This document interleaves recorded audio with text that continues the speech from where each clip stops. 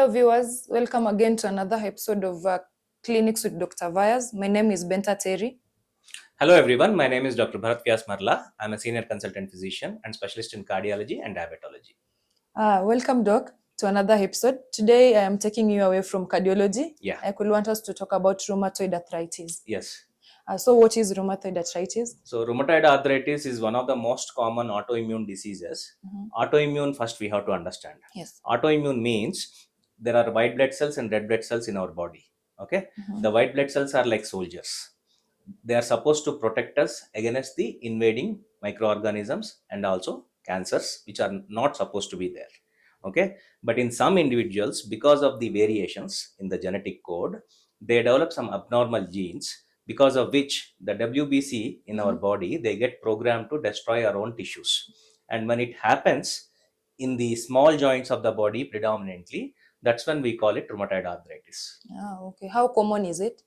Rheumatoid arthritis is fairly common autoimmune disease. Of all the autoimmune diseases, rheumatoid arthritis is one of the most common autoimmune disease, and it specifically affects females in the reproductive age group, that is from 18 to 40 years of age. Even older people can get affected, even males can get affected, but very less in males, more common in females of reproductive age group. And what are the signs and symptoms? The symptoms of rheumatoid arthritis, usually it starts with joint pains, especially involving the small joints of the hands and feet. And it is also characterized by development of joint stiffness.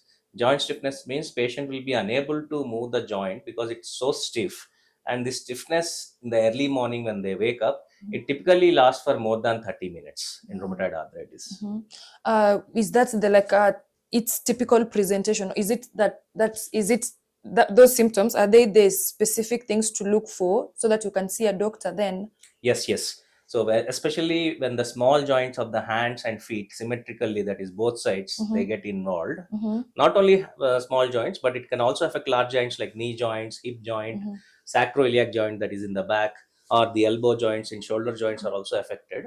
But most of the time it starts with smaller joints. So when younger females, they develop joint pains, and also they have stiffness in the morning, which is lasting for more than 30 minutes. They have to definitely seek the help of a doctor. Okay, so when they seek the help, how is the diagnosis arrived at? So rheumatoid arthritis is most of the time it is clinical in diagnosis. Clinical means clinical examination is very important in diagnosing rheumatoid arthritis. One of the hallmarks of rheumatoid arthritis is there is something called a test we do, anti-CCP antibody.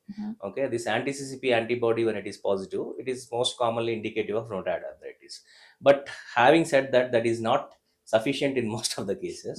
In some people, anti-CCP antibody, despite it being negative, they still can be classified as rheumatoid arthritis based on the clinical symptoms. So that is only known by doctors because it's a very highly expertised thing. So it has to clinically correlate to the test. Clinical correlation is very important in diagnosing rheumatoid arthritis. And is it treatable?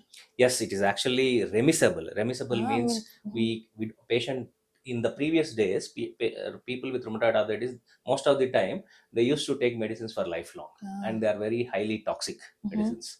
The so-called disease-modifying anti-rheumatoid drugs, DMARDs, they are very highly toxic in the older days. Now, with the advent of the newer drugs by name biologics and biosimilars, who are able to achieve remission in most of the patients who suffer from rheumatoid arthritis. Remission means the period of diseaselessness. That means the disease symptoms are controlled so well that the patient doesn't require any medicine. But that is not permanent. Rheumatoid arthritis can flare up. The patient is not in the continuous purview of a doctor. Okay. So it's not like completely cured. It's not cured, but it is manageable. Remissible. Okay. So that means literally managing it with meds, but the doctor has to monitor. Yes. Okay. And now that you mentioned stiffness of the joints, and it means it changes the lifestyle of someone. Yes. So what are a few of the changes that comes up with that? See, rheumatoid arthritis leads to extreme debility. Okay. Some people we have seen actually, very young females, they're confined to wheelchair. That kind of a situation can arise if rheumatoid arthritis is not diagnosed early or not treated early. But when treated early, most of the people, they live near normal lives.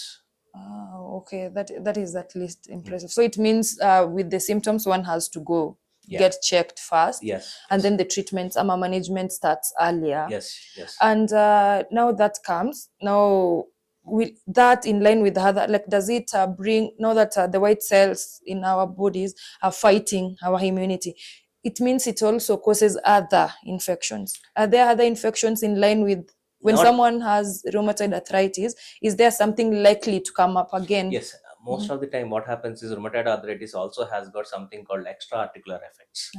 Okay. And rheumatoid arthritis can affect the kidneys, which can lead to kidney damage. Rheumatoid arthritis is also associated with the development of higher amounts of cholesterol in the body.